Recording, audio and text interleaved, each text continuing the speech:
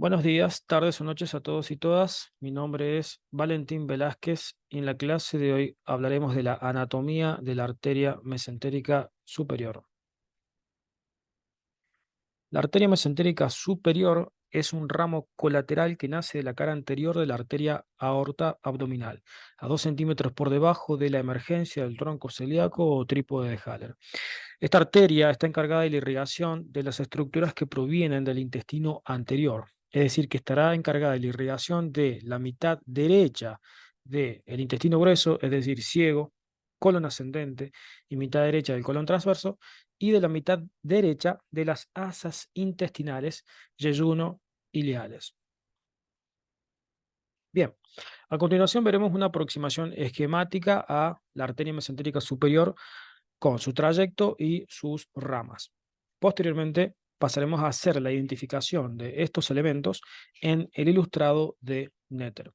Aquí nos encontramos con la arteria aorta abdominal y allí a la emergencia de la arteria mesentérica superior. Esta arteria mesentérica superior tiene un trayecto que se dirige de arriba hacia abajo, de atrás hacia adelante y desde la izquierda hacia la derecha, metiéndose en el espesor del mesenterio. Ingresa y se ve cubierta por las dos hojas del mesenterio junto con los elementos mesentéricos superiores.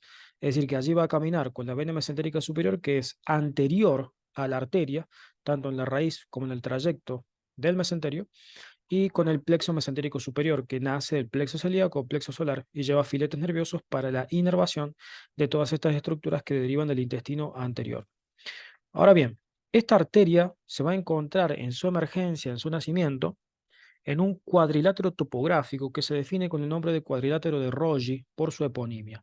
Este cuadrilátero de Roggi está conformado por estructuras venosas y sus límites van a ser hacia la izquierda, la vena mesentérica inferior, hacia superior, el tronco espleno mesentérico, que se forma por la conjunción o por la unión de la vena esplénica con la vena mesentérica inferior.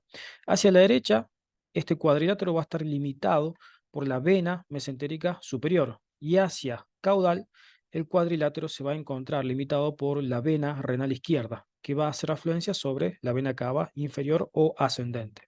De tal manera que encontramos a la emergencia de esta arteria mesentérica superior sobre este espacio topográfico de geometría cuadrilátera que se ubica a esta altura, ¿no? A la altura de la emergencia de la arteria mesentérica superior.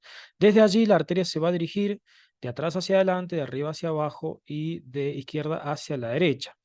Y va a pasar entre la apófisis unciforme del páncreas o páncreas menor de Winslow y la tercera porción del duodeno, pasando por delante de la tercera porción del duodeno o porción horizontal del duodeno sobre la cara anterior de esta estructura, y va a limitar junto a la cara anterior de la arteria aorta una especie de pinza o compás que recibe el nombre de pinza vascular o compás aórtico mesentérico de Wilkie por su eponimia. Este compás aórtico mesentérico tiene un ángulo aproximado de 30 grados o más.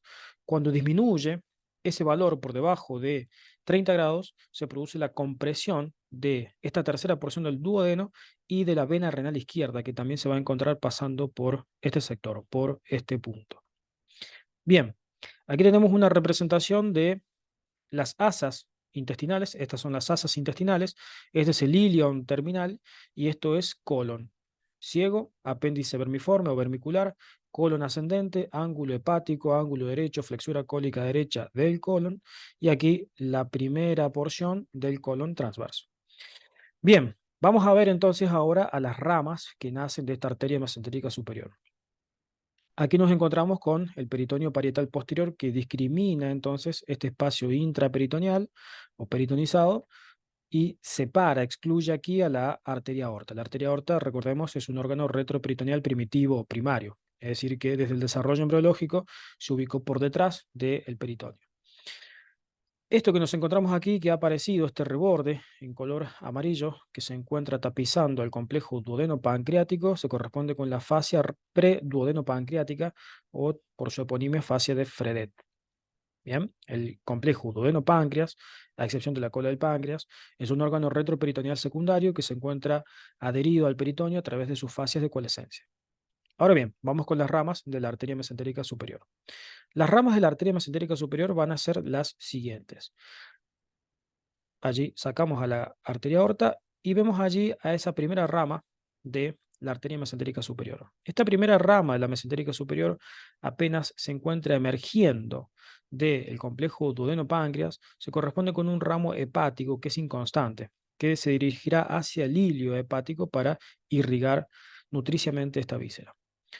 Luego tenemos aquí a una arteria, la segunda rama colateral, en este caso ascendente, de la arteria mesentérica superior, que es la arteria pancreática inferior o pancreática inferior de Testit. Esta arteria, al llegar al parénquima pancreático, se va a abrir en T, hacia la derecha y hacia la izquierda, para luego anastomosarse con las arterias dorsal del páncreas o arteria dorsal pancreática y con la arteria descendente del páncreas o arteria pancreática magna de Haller. Hacia abajo, la tercera rama colateral de la arteria mesentérica se corresponde con un tronco, que es el tronco de las arterias pancreático-duodenales inferiores, o también llamadas arterias pancreático-duodenales izquierdas. Este tronco de las arterias pancreático-duodenales se va a dividir en dos ramos. Un ramo anterior, que se va a anastomosar con la pancreático-duodenal superior anterior, y un ramo posterior que va a ir al encuentro de la pancreático-duodenal superior posterior, o arteria pancreático-duodenal derecha superior, ¿sí? Derecha porque las pancreático-duodenales superiores se encuentran hacia la derecha y estas son izquierdas porque se encuentran hacia la izquierda, ¿no?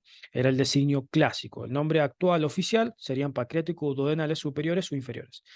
Estas arterias pancreático-duodenales pueden emerger de un tronco común, como es el caso de esta representación que hemos hecho, o de troncos separados.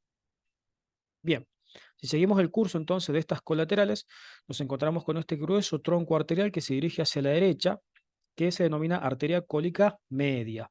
La arteria cólica media va a dejar numerosos ramos terminales, como por ejemplo esta arteria que visualizamos aquí, que nace de la mesentérica superior o de la cólica media, que se llama arteria iliocólica por su nombre actual oficial, o arteria ilioseco-apendículo-cólica o ilio-biseco-apendículo-cólica, que es un nombre representativo de las ramas colaterales, perdón, las ramas terminales que deja esta arteria iliocólica, ilio-biseco-apendículo-cólica. La concepción clásica definía la arteria ilio-seco-apendículo-cólica o iliocólica como el ramo terminal de la arteria mesentérica superior. Pero no es el ramo terminal, sino que es el ramo colateral más caudal de la mesentérica superior. Esta cólica media, perdón, vamos con los ramos terminales de la arteria iliocólica o ilio-seco-apendículo-cólica, ilio-biseco-apendículo-cólica. Esta arteria va a dejar 5 ramos terminales. Uno que se dirige hacia el colon ascendente para irrigar desde su cara posterior, ¿sí? Este es un ramo cólico ascendente. Luego deja 2 ramos secales, un ramo secal posterior y un ramo secal anterior, encargados de la irrigación del ciego. Recordemos que aquí estamos ubicados a la altura de la fosa ilíaca derecha. Y deja aquí un ramo apendicular que se va a meter en el espesor del mesoapéndice para irrigar a este apéndice vermiforme, apéndice vermicular. Esta arteria a su vez va a dejar numerosos ramos colaterales y va a levantar un pliegue en este sector del peritoneo que va a permitir la delimitación de las fositas retrosecales, fositas que se encuentran por detrás del apéndice vermiforme o vermicular. Ahora bien, el último ramo eh, el siguiente ramo, el último ramo, perdón, de la arteria ilocólica que nos queda por definir es esta que visualizamos aquí, que luego se anastomosa con la mesentérica superior, que es el ramo ilial de la arteria ilocólica o iliobiseco apendículo cólica. Este ramo ilial se anastomosa con el cuerpo de la mesentérica superior. Tiene un trayecto que se dirige hacia arriba.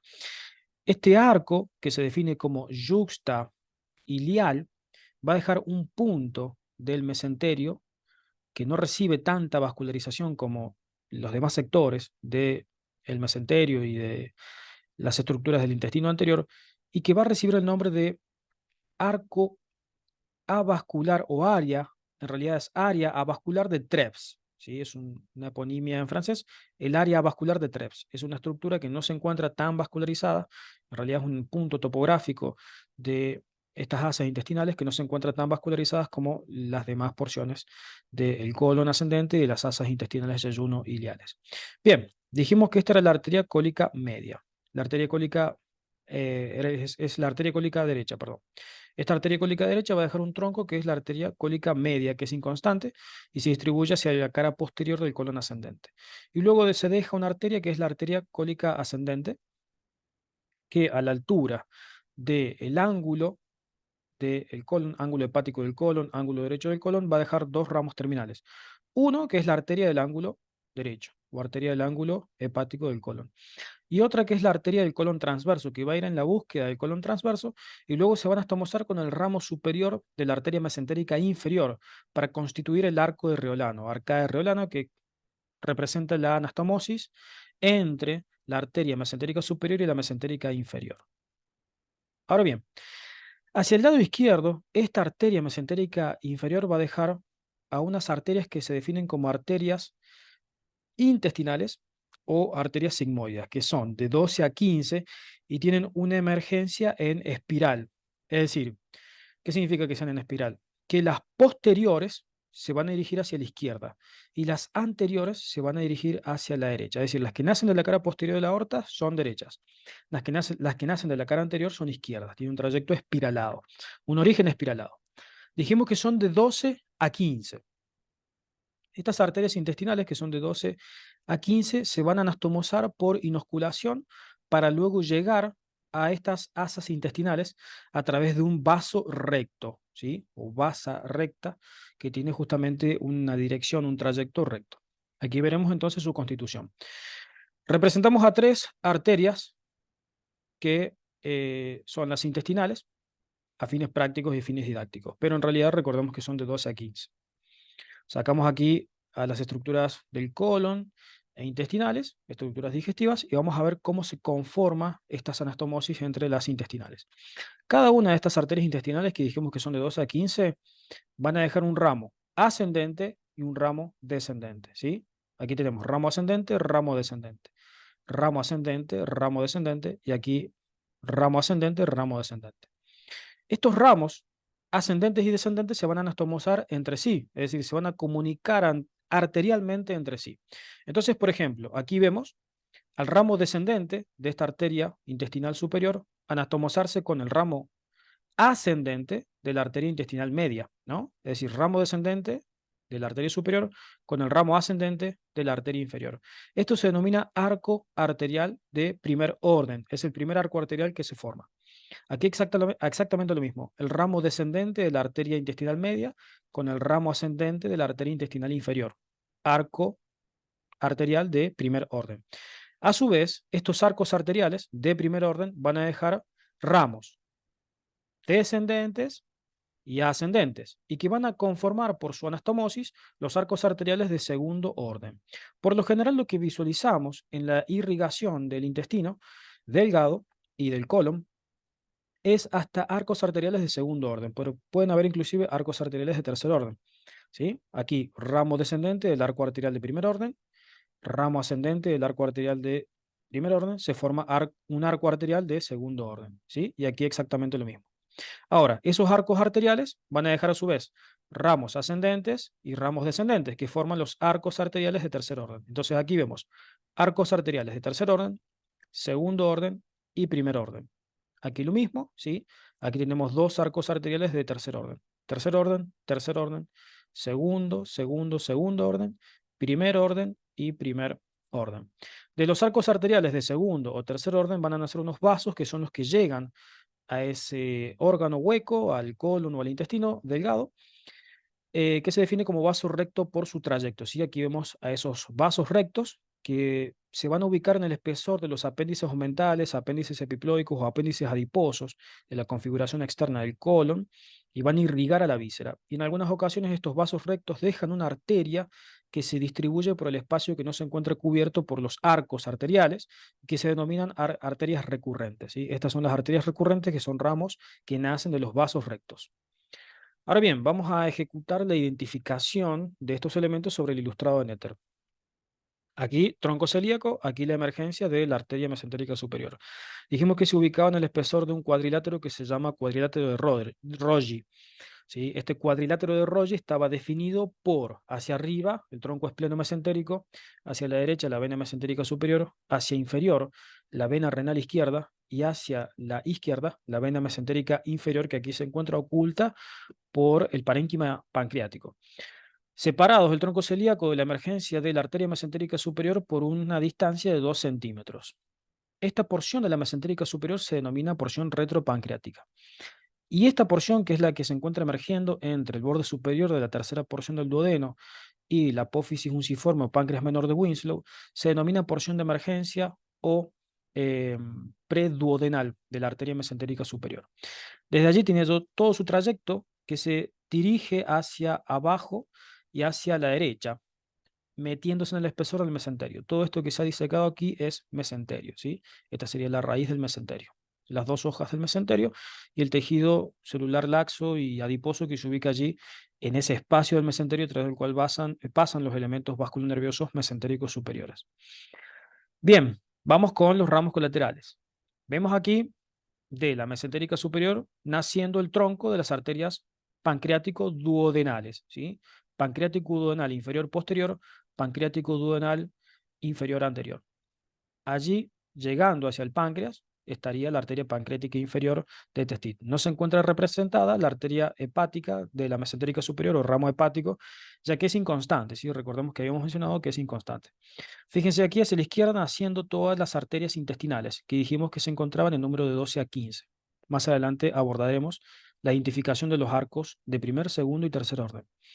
Hacia abajo, visualizamos aquí a la arteria cólica superior y arteria cólica media, ¿sí? Esta es la arteria cólica media. Arteria cólica media que va a dejar aquí un ramo, que es el hilo cólico o hilo seco apendículo cólico. Cólica media, que dejaba hacia arriba a la arteria cólica ascendente, que luego se dividía en dos ramos terminales, la arteria del ángulo derecho y la arteria del colon transverso, que luego se anastomosaba con un ramo, el ramo superior de la mesentérica inferior, que aquí no se encuentra representado. Hacia abajo, la ilocólica dejaba 5 ramos terminales, ¿sí? Aquí vemos este ramo, que es secal anterior, y luego este otro, que es secal posterior. Luego deja allí, fíjense cómo se puede ver, a la arteria pendicular, arteria que se mete en el espesor del mesoapéndice. Esto que vemos aquí es el mesoapéndice, el meso del apéndice vermiforme, como llega allí, permite la llegada justamente de la arteria apendicular. Luego esta arteria ilocólica dejaba un ramo ilial, que es este de aquí, que se anastomosa con la mesentérica superior, ¿sí? La mesentérica superior termina aproximadamente de 30 a 90 centímetros de la unión iliocecal. O sea, se encuentra separada aproximadamente 30 centímetros de la unión iliocecal. Y aquí hacia la izquierda todas las arterias intestinales o sigmoides que tienen un origen que definimos como sinusoide o un origen que definimos como torsionado. Es decir, las posteriores van a ser izquierdas y las anteriores que nacen de la cara anterior de la aorta van a ser derechas. Aquí vemos entonces a una arteria intestinal y otra arteria intestinal con su ramo ascendente, ¿sí? Fíjense, vamos a tomar este segmento para la descripción. Arteria intestinal, ramo ascendente, ramo descendente. Arteria intestinal, ramo ascendente, ramo descendente. Formación aquí del arco arterial de primer orden. Luego, el ramo ascendente, el ramo descendente de este arco con el ramo ascendente de otro arco van a constituir al arco arterial de segundo orden. Y luego aquí la constitución del vaso recto. Fíjense que aquí en esta ilustración vemos en su gran mayoría hasta arcos de segundo orden. No hemos visto la formación de arcos de tercer orden aquí en este ilustrado de Netter. Fíjense cómo esos vasos rectos van a llegar por ese mesenterio y luego a través de los apéndices epiploicos al colon para irrigar, ya sea las haces intestinales o al colon, ¿sí? Aparte del colon. Recordemos que el colon izquierdo va a ser territorio de irrigación de la arteria mesentérica inferior, de los elementos mesentéricos inferiores. Muy bien, pues esto ha sido todo entonces con respecto a la clase del día de hoy. Espero que les haya gustado y servido y nos veremos en siguientes clases. Saludos.